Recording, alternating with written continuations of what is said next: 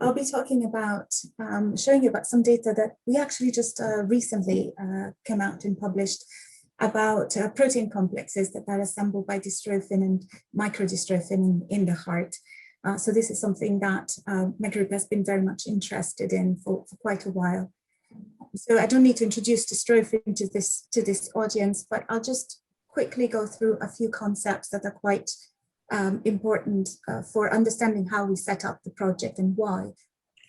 So as you know, dystrophin has a primary structural role where it binds the cytoskeletal actin cytoskeleton in the inside of the cell and links it through the dystroglycan and sarcoglycan complexes to the extracellular matrix. And this structural role is very well characterized, and it's critically important for maintaining membrane integrity. Dystrophin also interacts intracellularly with several adaptor proteins, syntrophins and alpha-dystrobrevins that are connected to signaling pathways that are still being elucidated. And the best known one is the ability of dystrophin to localize neuronal nitric oxide synthase at the membrane of skeletal muscle cells, where it regulates NO production for vasodilation. So we have been studying a particular microdystrophin that lacks spectrin repeats 4 to 23 in the rod domain and also lacks the C terminus. And one of the reasons we were interested in this microdystrophin is that it preserves the structural role, but it lacks all the known binding domains for the syntrophins and the dystrobrevins. And therefore, we don't really know how this affects the signaling functions of dystrophin. And we thought we could use this as a tool to be able to better understand and characterize these signaling functions. Why did we look at the heart? I will go to that in a minute, but this particular microdystrophin has also been characterized preclinically for its ability to rescue cardiac function. It's currently in clinical trials with a similar design. It has been shown to rescue the pathology of cardiac disease in the MDX mice at the histological level. It also normalizes the electrocardiogram, so the conduction defects. But when you're looking at cardiac contractions and hemodynamic parameters, there are particular parameters of cardiac contraction that are not being rescued. So this suggested that perhaps those signaling roles might have something to do with this partial rescue. So we took advantage of a mouse that has been created by the lab of Dongshen Duan, our collaborator on this project, where the microdystrophin is driven by a cardiac-specific myosin heavy chain 6 promoter. So it's only expressed in cardiomyocytes. And we cross these mice with MDX5CV mice that lack full-length dystrophin and have very, very few revertant dystrophin cardiomyocytes and muscle fibers. We have used the Manex 1011B antibody for characterizing both full-length dystrophin and microdystrophin because it recognizes an epitope shared by the two proteins in spectrin repeat number 1. So we did a full characterization of these mice from a histological and biochemical standpoint. And you can see that a normal MDX5CV mouse, this is a cross-section through the heart, does not show any dystrophin staining, but the microdystrophin expressing mice have very nice staining throughout the heart for microdystrophin, a very nice expression. And this microdystrophin is localized at the membrane of each individual cardiomyocyte.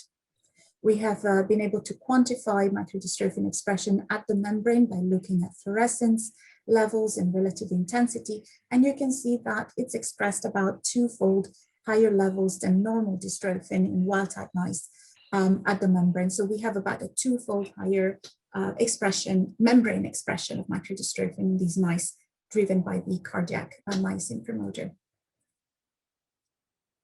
We have also validated that this microdystrophin is able to restore expression of members of the dystrophin-associated protein complex at the membrane, and it's able to restore both the beta-dystroglycan and sarcoglycan complexes that it has interaction domains for, but it also restores the syntrophins and the dystrobrevins for which it does not have direct interaction domains. And this corresponds to similar findings have been reported for microdystrophin being delivered by AAV vectors. So this is not entirely new.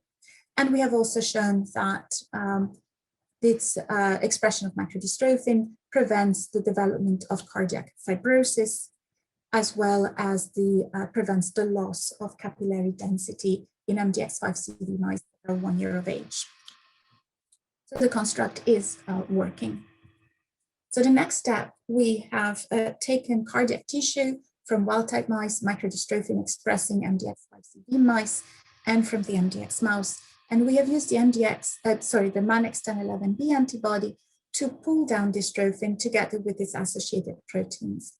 We have isolated these proteins and then proceeded to identify the proteins that were pulled down by shotgun proteomics. Any protein that was identified in the MDX mouse was considered as a contaminant protein and was therefore removed from the list of proteins that came down in the wild type and microdystrophin expressing parts.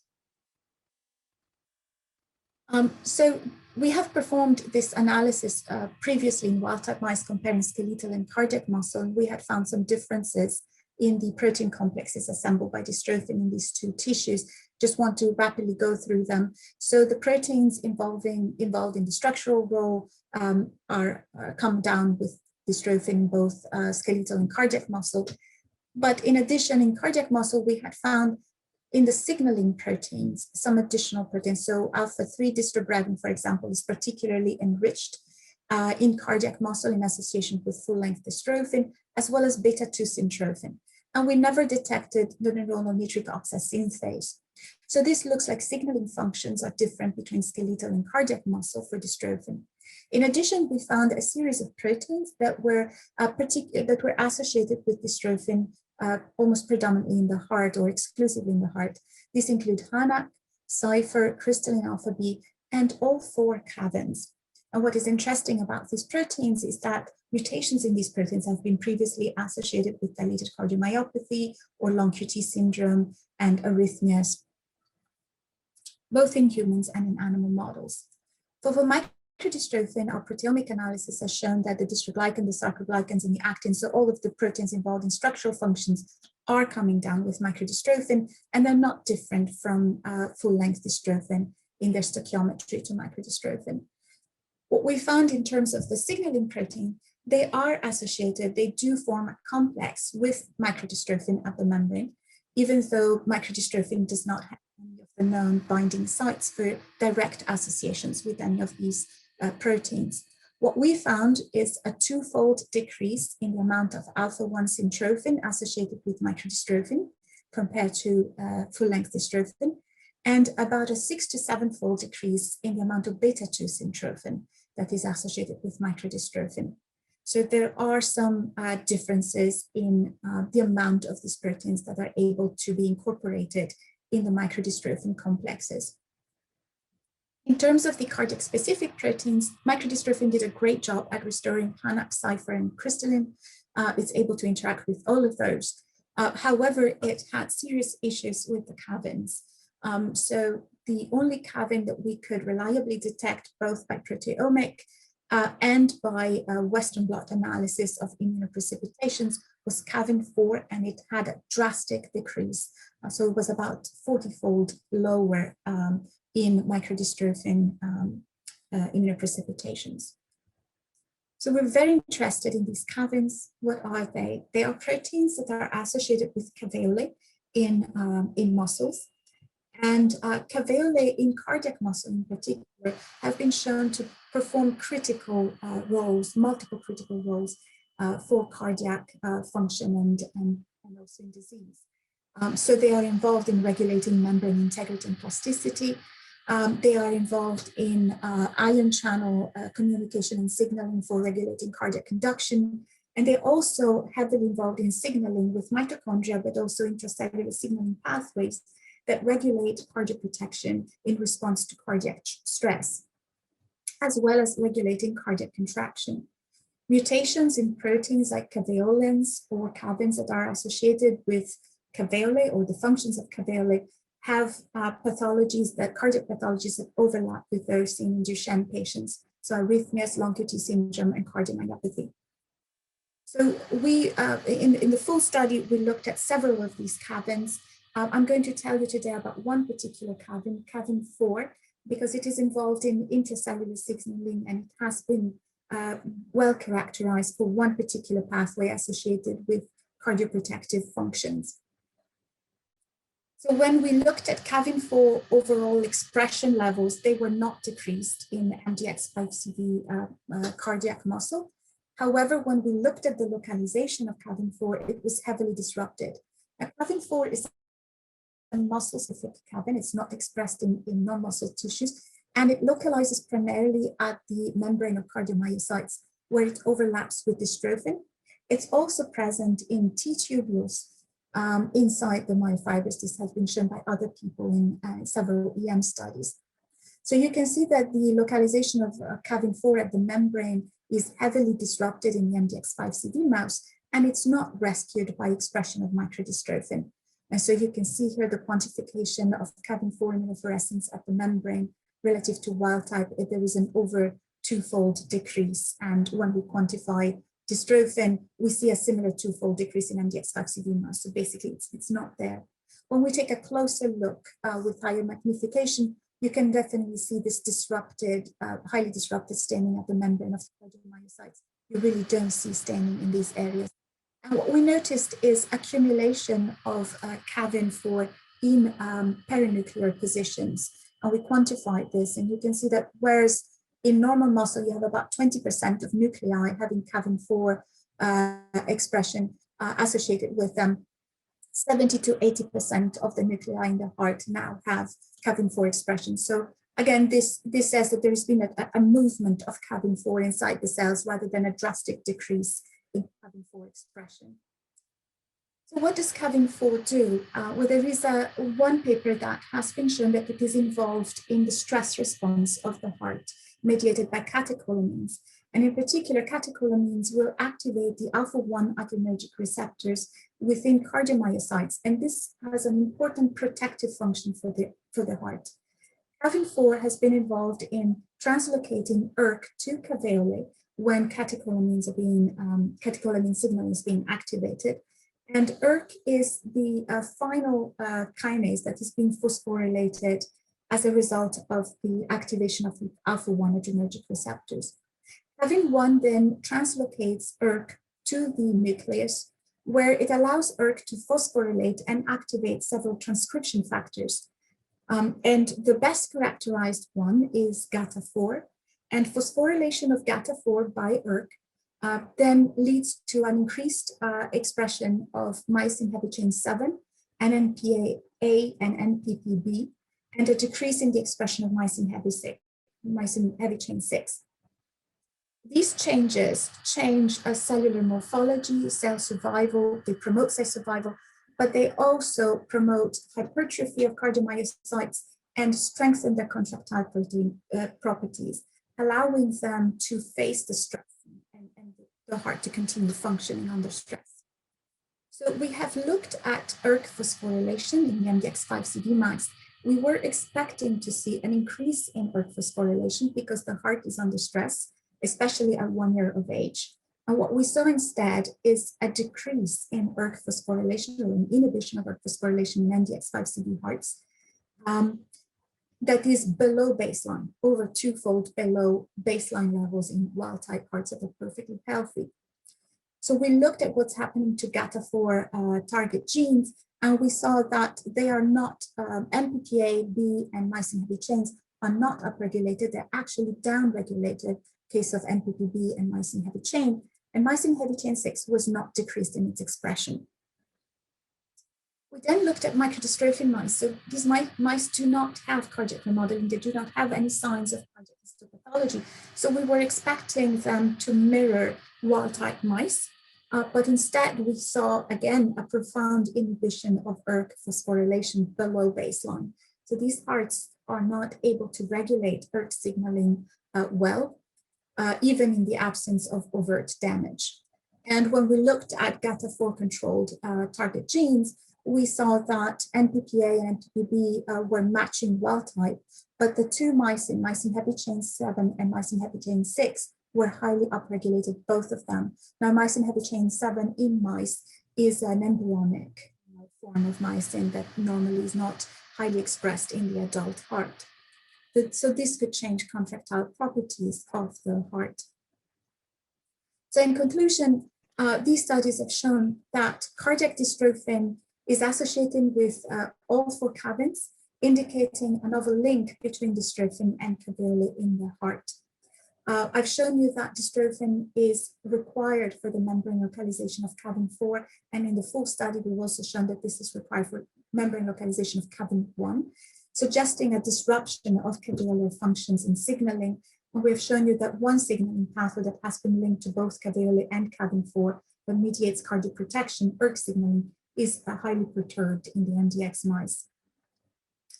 I've also shown you that microdystrophin is able to assemble a complex, a protein complex very similar to full-length dystrophin in spite of lacking 60% of the protein sequence. So this is really very, very encouraging. And what we're finding, however, it seems to have a very specific deficit for not being able to properly interact with this caveolar protein, suggesting that it has an impaired association with caveolae. And I've shown you that at least one pathway, ERK signaling, is impaired and leads to unusual expression of genes. What does this mean? The ERK pathway is normally activated during stress conditions. So we are hypothesizing that with microdystrophin, the heart looks normal, but if it's put under stress conditions like high blood pressure or high intense exercise, it might not be fully protective, this microdystrophin. And that is something that we are planning to look at in the future, in future studies. Finally, I would like to thank the people who made this work possible. This work was started in my lab when I was at Ohio State University in Columbus, and then has now been completed here at University College London. I would like to thank all of our collaborators, in particular Dongxing Duan, Li Wen, who did the proteomic studies, Stan and Aaron Trask, and our funders. Thank you very much, and I'll be happy to take questions. Can I ask a very naive question? Does this mean the mice cannot undergo compensatory cardiac hypertrophy? No, it doesn't mean that at all, actually. Okay. There are several studies by Jeff Mulkenton and others who have shown that ERK signaling is not absolutely required for cardiac hypertrophy to happen. And in fact, we do see hypertrophy of cardiomyocytes in the MDX mice. So there are additional mechanisms that can step in. Whether the quality of that hypertrophy is the same, that is not particularly clear.